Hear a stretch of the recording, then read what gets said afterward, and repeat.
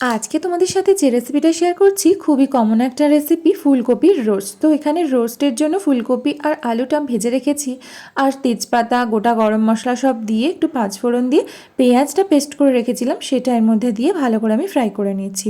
তো পেঁয়াজটা ফ্রাই অর্ধেকটা হয়ে গেলে কাঁচা লঙ্কা দিলাম, আদার পেস্ট দিলাম, রসুন এখানে আমি ব্যবহার করিনি।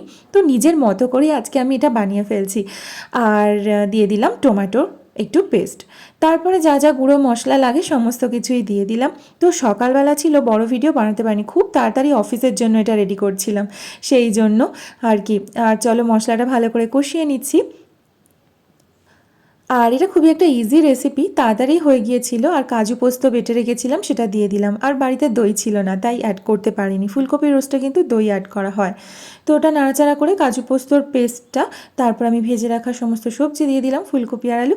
তো লাস্টে গরম মশলা, ঘি দিয়ে নামিয়ে নিলাম।